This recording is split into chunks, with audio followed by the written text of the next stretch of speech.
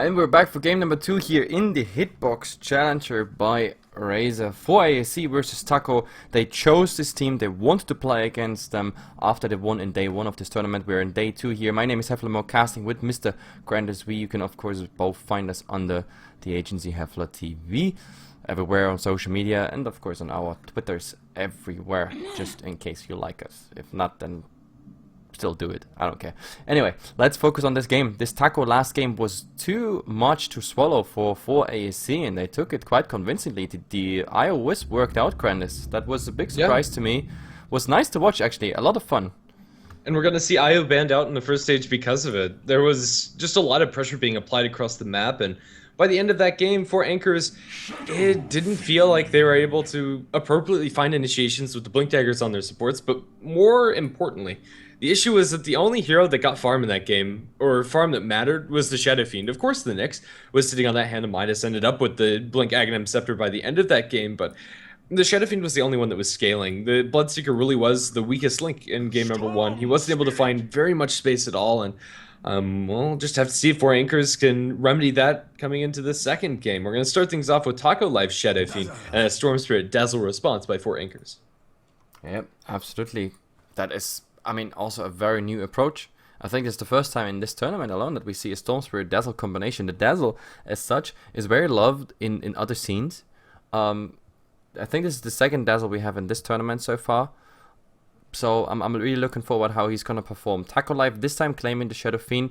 You already said it. The Shadow Fiend was pretty much the anchor of the 4 ASC lineup. He was the one who was, holding it like all together, but in the end it was just not enough. The Bloodseeker didn't have the impact, and their latest rush, that trying to buy back and get the revenge kills and everything, it just didn't work out. RNGesus wasn't on the side, the farm wasn't on the side, and yes, in the end it just didn't work out. With no buybacks, nothing to defend, they said like, okay, GG this, let's go in game number 2. Now we got a Disruptor on top, so the utility heroes are coming.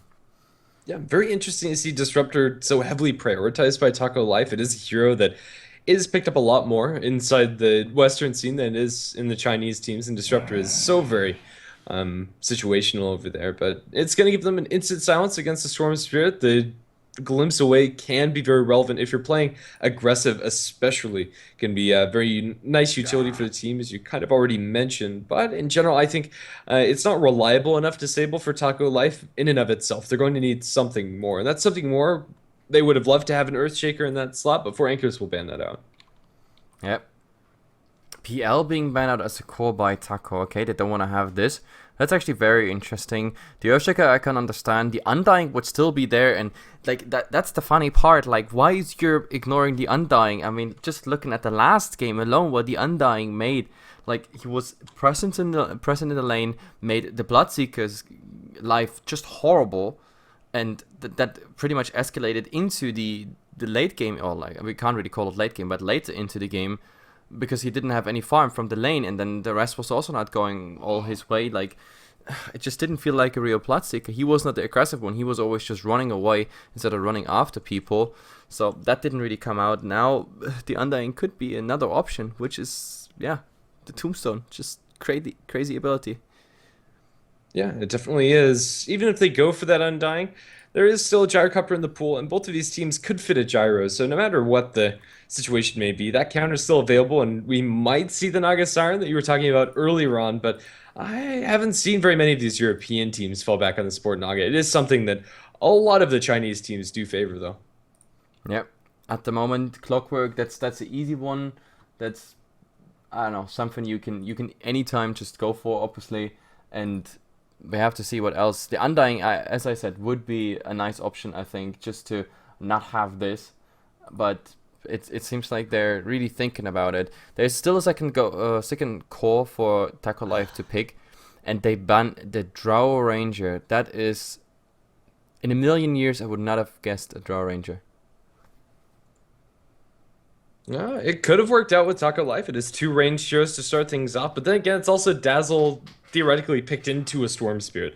That's already a very dangerous spot to be as the Drow Ranger, and I wouldn't have guessed that they'd go for it either, but Taco Life, they do love their cheesy combos, like the IO Tiny. Drow Ranger Visage could have been an interesting next couple of picks to be certain, but it also somewhat functions as a not ban. It's going to leave a lot of strong heroes in the pool, and ooh, Beastmaster, the pickup for 4 anchors. Previously, in the series we saw earlier, and in the first game of this series, Beastmaster was very heavily prized in the bans and was taken up very early on, but now he'll show himself. And, well, let's see how 4 anchors can abuse him. It's a very good hero in the proper hands. Yep. Beastmaster, we already had one Beastmaster today. He was not too impressive like the plays he did there. However, it fixes the issue, of course, what you're gonna put into the offlane. It's also very nice against like all these BKB targets. We had it on 4AC in the last game that we had a lot of BKBs that ended up in just TPing out. There was just nothing in the draft by nature that really could do something. We had that later Arcanum Scepter on the puck, and okay, that fixed some of the issues, but here now we can work with the raw, and that's cool. Undying will follow up a Beastmaster for 4 anchors. A potential dual lane coming out from them could be very, very potent. Even though they're both melee heroes, they're very good at bullying safe lane farmers, even if they are backed up by Winter Wyvern Disruptor. Winter Wyvern Disruptor aren't particularly the greatest heroes to get kills, although they might be able to set up for Gyrocopter's Rocket Barrage damage through. They'll also have their hands full making sure Shadow Fiend doesn't end up dying. This game, the rotation of the Shadow Fiend won't be that threatening, so maybe if that aggressive dual lane does come out, we'll just see Taco Life sit with a very static defensive tri-lane, but we'll just have to wait and see. I'm really liking 4 anchors draft in general. They have a lot of strong initiation and just very annoying heroes to play around. Yep, the Undying is coming out. That's why I don't understand. Like the Drow Ranger ban over the Undying makes of course sense now that 4ASC was thinking about it. Of course, for Taco, the PL ban over the Undying is also like something that I don't know. Like I thought he had to be in there, especially based on the last experience they had. I mean, the Wisp felt like a respect ban. They just didn't want to come up against that. Doesn't really matter. In the end, we have two really solid cores. Both of them are, like, at least early in the game, 50% magical, 50% physical. That's the good thing about both of them. A lot of AoE coming from both of them. We have to see. At the moment, the only thing they can really do against the Storm Spirit is Winter's Curse, as well as silencing him. And of course, if he runs out of mana, maybe we have a rocket following or anything like that. Maybe even a glimpse back, so he ends up directly in front of your feet without any mana. That's of course the good thing. When it comes to the Tombstone, we have a lot of right click that can actually take care of a Tombstone. Problem is there is the Beastmaster, and he will kind of, yeah, not let that happen. Like there will be a heal on the Tombstone. Unfortunately, you can actually not shallow grave the Tombstone. That would be just too amazing if you could. But that's not gonna happen. Still, we have a Raw stopping that, Vortex stopping that, the Dazzle can go for nice healing bombs, and they ban now the Axe just to protect the Shallow Grave, which is, I guess, something I can totally understand. Yeah, for sure. Taco Life were lacking an offlaner. I think if there ever was an Axe game, this would be a pretty good one. They kind of lack that reliable lockdown that a Blink Call would offer, and well, let's see how Taco Life are going to fill that void inside their lineup. What offliners are still available? You have Spirit Breaker there, you have Darkseer at your disposal, both of which would work pretty nicely with their team. It just depends on how much they want to focus on pickoffs compared to the big team fights. Absolutely. So the last some choices I already said it, Axe just for the Shallow Grave protection, and then the Pagna is getting banned out, which is interesting to be honest. I think you can decrepify a Tombstone, right? Can you? I would imagine so. You can decrepify a Pagna ward. The Nether ward is decrepifiable. It's not a combo we see very often, but it's very annoying. The amount of control that it offers inside the team fight, even without them disabling you, is just ridiculous. You pretty much plop 2 towers down on the ground that the enemy team can't fight around, and it's damn near impossible to focus both of them, but ooh, it's a Sven for 4 anchors. That's a cool Sven. Safe lane Sven with a Dazzle Undying in the lane, so I don't want to be in Taco Life's offlane, to be honest. That's a stun, while zombies are holding onto you. Giving this lineup, we might actually see an early point into a Poison Touch as well, just because you want to have that additional slow. That plus the zombie, you just can't escape. So they have to pick their offlane really, really carefully, and a lot of good offlaners for that are already banned out. The Tusk is out, the Clockwork is out, even the Earthshaker, even though the Earthshaker would probably be very susceptible against this kind of lineup. So yeah, what are they going for here? Like, it has to be something solid. Earthshaker. Spirit Breaker, I mean. Yeah, Earthshaker already being banned out. I think Spirit Breaker is pretty high up on the priority list for Taco Life, but well, I don't know. I'm quite digging this four anchors lineup in general. The potential for them to play aggressive is very much so there. If they get off to an early start, get a quick blink up for the Sven, get Storm Spirit as first major item up and running, they have a lot of ways to control this map and apply pressure to Taco Life. Their supports are good defensively, but I'm not sure if they're going to be enough to stop four anchors from accomplishing what they want to inside these team fights. The Winter's Curse is going to be really annoying for Sven to deal with, but if you use the Winter's Curse to stop Sven from getting value from his BKB, then you have to deal with the Storm Spirit throughout the fight. So I think in general, four anchors have a pretty well-rounded draft to begin with. That said, Taco Life have very fast flash farmers in Gyrocopter and Shadow Fiend. Now let's see what they settle on for their offlane. 4 seconds, 3, 2, 1, and Darkseer. Darkseer. Fair enough. Okay. I mean, yes, you can dash away. That's one thing. Obviously, still, I would have loved the Spirit Breaker, to be honest. It would have been also very interesting because you can take out the Dazzle really fast before he's Shadow Craving, like charging him, getting another strike on him in those big fights. That would be the disable. This way, they don't really have anything to deal with Shadow Crave. That's just a fact. So right now, Shadow Crave is gonna do full-time work, and depending on how good the Dazzle is with the timing, it's pretty much like mini H's all over the place. Also, when it comes to armor, of course, we have Weave plus the Warcry, and that's kind of ridiculous because that gives 20 bonus armor plus the Weave. I don't even know how much. It's just ridiculous. We have to calculate the seconds up, but I think like in mid-fight, when the Weave is fully ticked up before it goes down again, they stand with like plus 40 armor, plus items, plus base armor there, and that's ridiculous, especially because also presence of the Dark Lord is not gonna nullify this. Even yeah, nothing. AC is not even gonna nullify this. This is gonna be bad.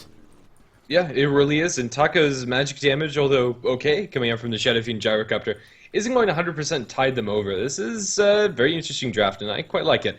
But let's go ahead and quickly introduce our teams. Taco Life currently up game 1. And as we move to game number 2, Jalopy is going to be playing on the Gyrocopter, supported by the Wyvern of Miracle, as well as the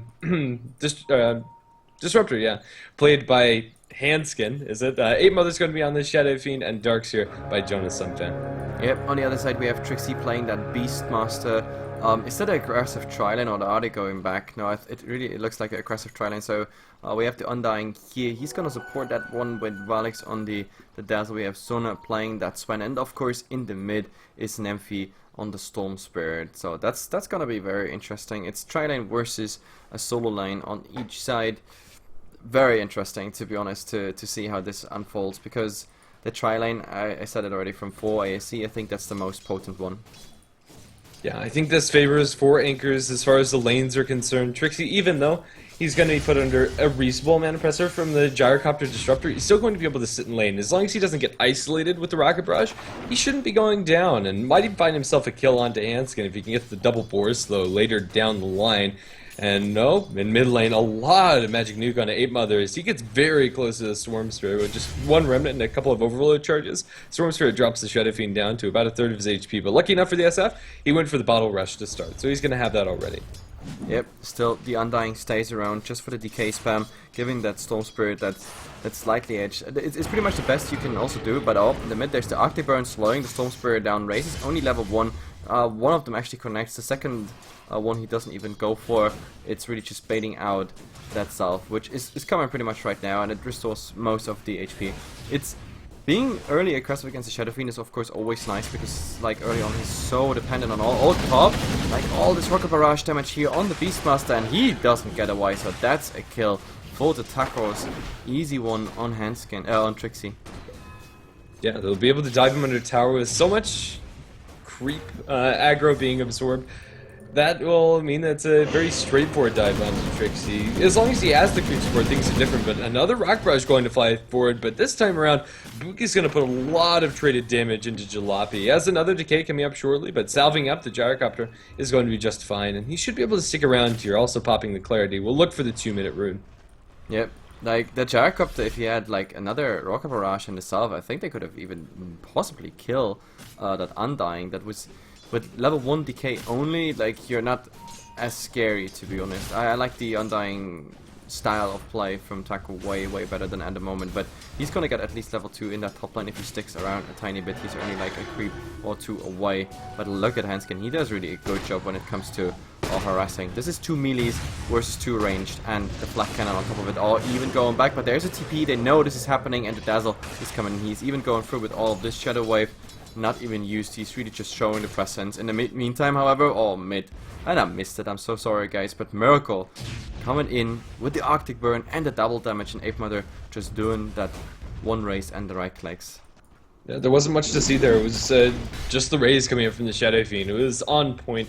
Since all the supports have left him, Sven's going to be farming under his tower. He's doing fine for now, and it looks like he's going to be going towards probably a Helm. Whether he picks up the Helm of Iron Will first or the Morbid Mask is up to personal preference, I want to say, but he's going to need some sort of sustain against this Darkseer. Maybe even considers getting a bottle. He's being left alone. Yep.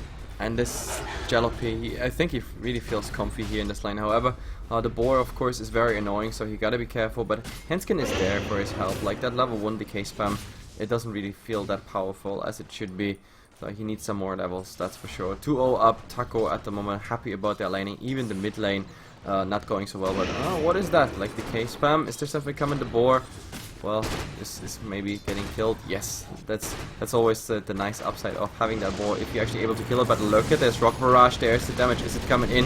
Yes, nice little heal on the Undying. But is it enough? Like with all this right click damage right now, the last tick, it should just do the trick. The axes are flying through, but he himself is so low. But diving this one, that would be maybe too much. Disruptor has the boots, wants to go for one right click. The ball is actually slowing him down. He's hiding. Now there should be the vision. No, ring around the Rosie. Beautiful play. Trixie playing around all that vision. Now, of course, Undying, TPing back, and the Disruptor has no TP out, but the problem is he's slowed. The boar, it should do the trick, unless, of course, the vision is not... Oh, God. Nighttime is so beautiful. There's the kinetic field, holding them back, and Nighttime is sometimes really a bitch. The Storm Spirit is not coming in to snack him. He's still busy in mid. Nice engagement there.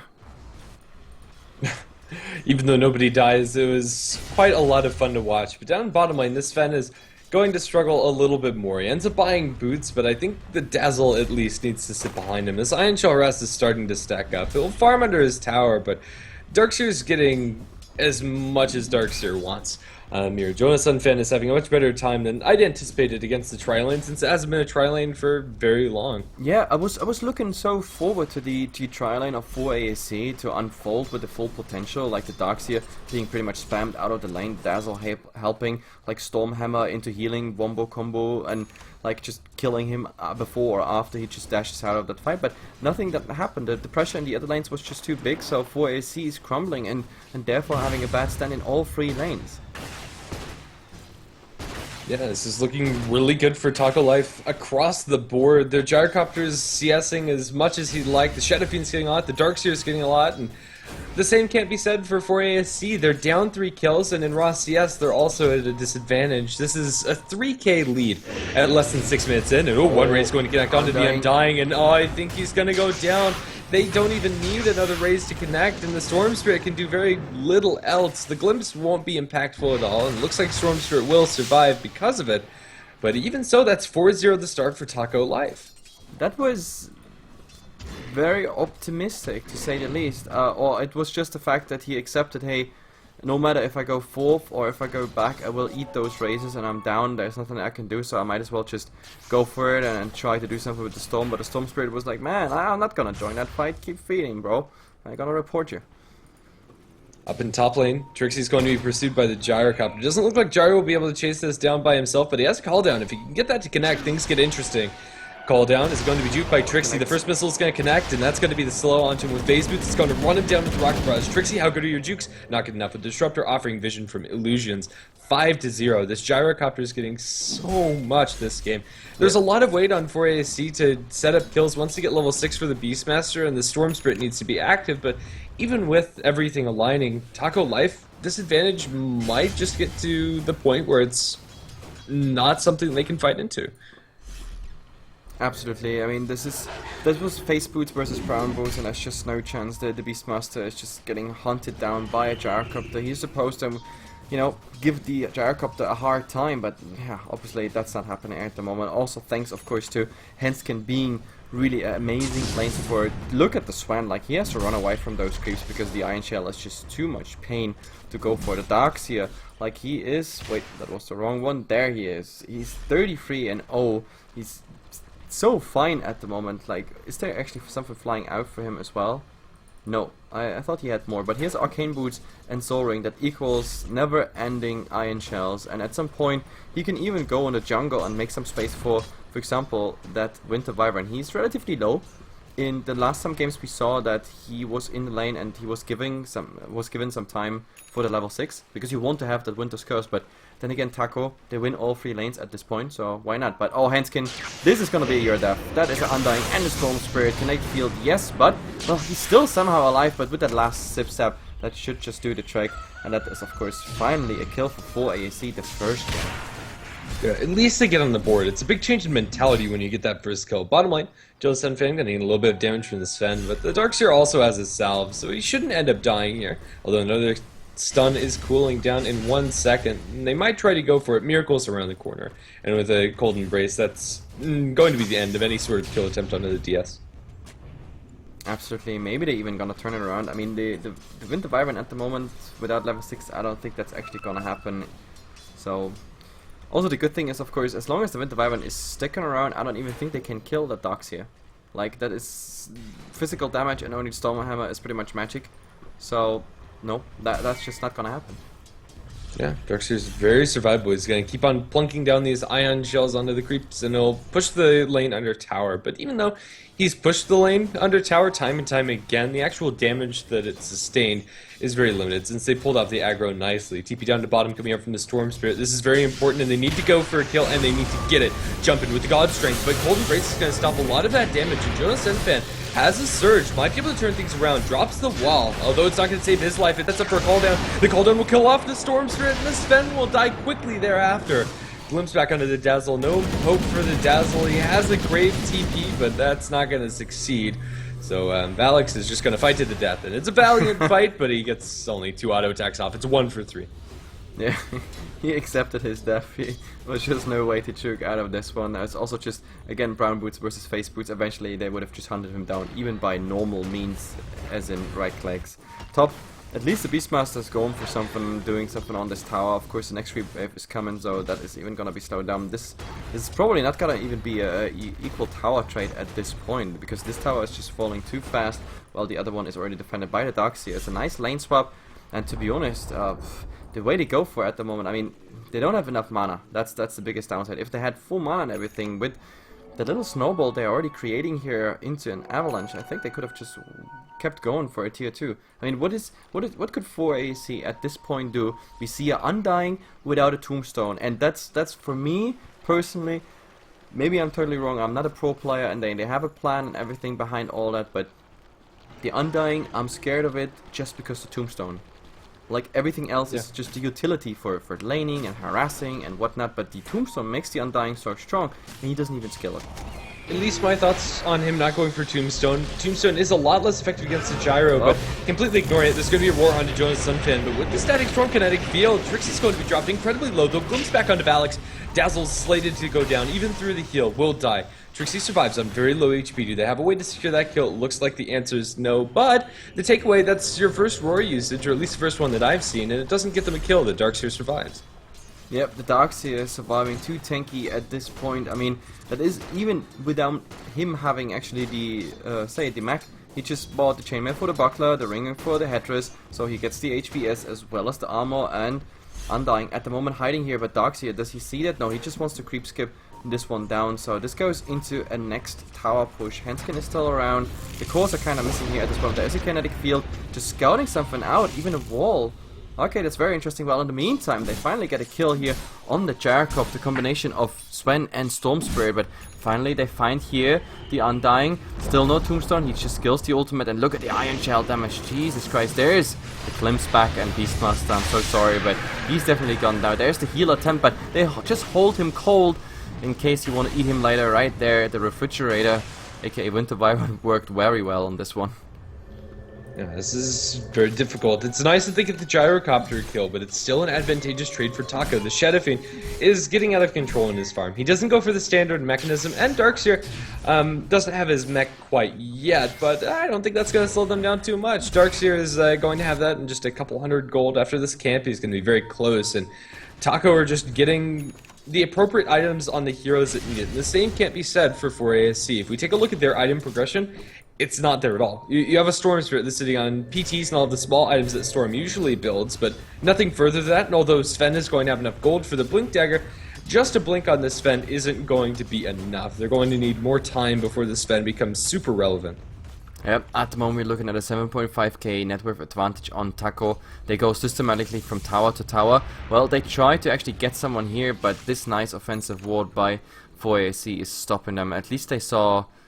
At least the gyrocopter. I think the disruptor was even smoked. Doesn't really matter in the end. He just makes it out and everything is fine. The mid tower, they did a lot of damage, but it was not a kill. It did not take it down. But I'm still happy to see that Taco is really completely in control of this game. They're farming on every single end of this map, and that is also, I don't know, it's nice that they show why they are actually have been invited into this tournament. Like a lot of people on Reddit and Twitter said like, Hefla, why you invite such teams? They're so bad. But they have an amazing performance. It looked so, yeah, like with so much routine and standard plays. But oh, in the mid, yeah, they'll try to catch out Ape Mother. He's sitting on 17 wand charges, so used him, healed up by the Wyvern. Ape Mother might be able to turn, though. Roar trying to focus him down. The Magic Nuke eventually will be enough, but with the Winter's Curse, with the Stag Storm Kinetic Field, and the Vacuum back onto 3, they're going to drop them also very low, but Storm Spirit will survive. Nempty will be able to buy himself some extra space as the other two will die. And oh, actually, he's going to go down. He stuck away. Yeah, he got pulled back in and will just be killed off by the rest of the team. A 1-for-3 trade. That combo was so very clean. Absolutely worth to drop even the Shadow Fiend there. Easy going. I mean, that's a very good trade to make. Absolutely fine. The Storm Spirit, it looked for a second it looked like he's getting out of there with a nice long sip, but Henskin there completely on the trigger finger with the glimpse and bringing him back to the fight. You shall not ball sip, I guess. Yeah, I was a little bit surprised that they found the vision for the Storm Spirit, but they had wards back there and they had heroes to get that extra bit of scouting through. And Sven can't afford to go for a Blink Dagger first this game. He's going to be working towards a BKB, but again, Sven is a hero that needs items before he can really fight. He needs a lot of items, and he needs more slots than he has. It's the same problem we see with Sven time and time again. Even if he does get that gold, he's going to be kited around by the Winter Wyvern, by the slows, and just by the massive amount of range heroes coming out from Taco Life's team. It's 14-4. This is not looking pretty at all for 4ASC. They're going to rely on getting pickups with the Storm Spirit comboed with somebody, but who's that somebody going to be? Nobody can follow up a Storm Spirit initiation cleanly. Yep, and I think we have, yeah, on the courier there's already SNY for the Shadow Fiend, and for the Gyrocopter there's an Orca Club waiting, Blitz which bottom. goes... Oh. Not going to catch out the Storm Spirit. A little bit of an awkward combo from the Disruptor. That's going to be a static Storm on cooldown, but not the longest CD ultimate. Yeah, like that's the funny part about a Disruptor. It's 90 seconds on level 1. It's 10 seconds per level. It's really nothing. I mean, unless you really have like a follow-up fight, but it doesn't really look like it. Maybe top if they want to defend that tower at the moment. The boar plus 3 creeps are waiting. This is probably not even enough to bring it in deny range. And yeah, the Darkseer is already there, and the Iron Shell is present, so there's just no way they push this in. Yeah, Darkseer already has the Guardian Greaves completed. A really ridiculous amount of farm for all of these heroes coming out from Taco Life, but for 4AC, I think, yeah, this is difficult. I don't really see them turning fights convincingly, especially since Undying is a walking soul rip. Oh, flips back onto Ape Mother. He's going to get the Requiem onto the Storm Spirit. Now Storm Spirit's almost completely out of mana. Winter's Curse, and Nempty will go down. A killing spree. Beautiful. Absolutely beautiful play. I mean, Hanskin just chased him until they get the glimpse back. There's nothing you can do as a Storm. He already used majority of his mana just to get away, and then the Requiem was already channeled by the time the glimpse will bring the target back to this point, and then, well, the Winter Wyvern just making sure it's even coming to an end right there. I think he had enough mana to maybe get the high crown sip, but then he would have been just raised down from his throne, so that also didn't work out. There was just no escape, but thanks to like an amazing play under normal circumstances or like by any other like not so skilled players, this would have never translated into a kill. This way, very well played. This is very scary for 4ASD. I think a lot of this comes down to the fact that they weren't able to play their draft how they wanted to. The supports were kind of forced to rotate as the Shadow Fiend was having a pretty darn good time. They wanted to apply pressure on the Taco lineup, but they didn't do so in their lane directly. I think the choice to dodge the aggressive trialing coming out from Taco is really what helps them out so much, because the Sven was in a lot of trouble in lane against the Darks here. But now that Sven has a 10-second BKB, things might look a little bit better for 4ASC. This is their chance to shine. Absolutely. So the smoke has to be something like, we're 17 minutes in and there's no light at the end of the tunnel. The BKB on the tricopter is not done, and oh, there's the vision, but the call down is just being used to zone out. The Nymphy was just way too alone. The team is just not there.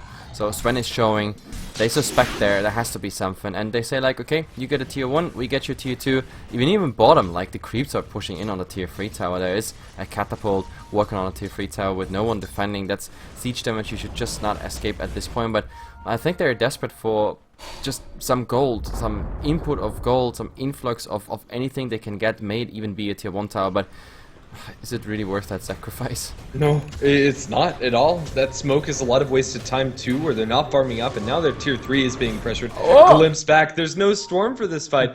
Nippy will find himself an Invis rune on that end side, and that's a very confused range creep out in the middle of everything. No, that's a Helm Dominant creep, excuse me, that's not a confused creep, just a gyrocopter creep. But now Taco, this could be an awkward angle, as Stormspirit has an angle of initiation. Undying is going to be slowed down. Stacks from Kinetic Field committed onto him as they pull back onto Hanskin. Stormspirit's up in the sidelines, Biddy's Winter's Cursed up, and now they get the wall onto the ground. It's going to completely zone them out. A little bit of creep damage coming out from this bat, and actually a lot of creep damage. He'll try to battle through it, but with the Guardian Greaves, it isn't enough. They'll lose everything, and Taco sustained through it beautifully. That was a very impressive show of force, and now they're going to catch eyes on the Beastmaster. They have a glimpse cooling down in 6 seconds if they even need it, and I don't think they do. Trixie will die to the raise. Shadow Fiend finds himself the triple kill. Yep, it was not enough for a 5-man wipe. It was just like that, and for ASC, they GG out. Like, outplayed by a Taco. Like, it's... To be honest, I don't know, I wanted to change my diet, but I just got a fast food fan again. That's just amazing what they play together. It's really cool. Yeah, a very impressive performance coming out from them, but I think a lot of that comes down to 4ASC just not executing their draft well, or at least not being able to execute their draft well, because Taco Life were playing so very impressively. So, well, Taco Life will secure it 2-0. They find themselves with a cool $300 from just this series, and now a situation where they're the one to pick the next opponent. So, very interesting. That means for tomorrow, guys, the time's not 100%, it's 18 or 19 CEST. I will tweet it out as usual, obviously. Today we had Yellow Submarine winning against the Lemon Dogs. We have 4ASC losing to Taco. So Taco and Yellow Submarine, they will within the next minutes. I will talk to the managers and they choose the next one for tomorrow. But it's not gonna be an easy choice because you only have Scary Faces as well as Burden United to choose from. So this is probably gonna be the matchup. You're gonna see it on all ticket sites and betting sites tomorrow, as well as on our social media of HeflaTV. And that's the point where you can of course show the support if you like what we do here. It's GrandisV, at GrandisV on Twitter. For me it's at Heflmaoke, and of course you can also both find us under the organization HeflaTV. Other than that, thanks to Razor, thanks to Hitbox, thanks for Taco for the nice games and everything, thanks to all the viewers, and we're gonna see each other tomorrow again about the same time. As I said, will be announced soon. It was a great 4 games we had today, so yeah, I'm looking forward tomorrow because I don't think it's gonna be any less fun.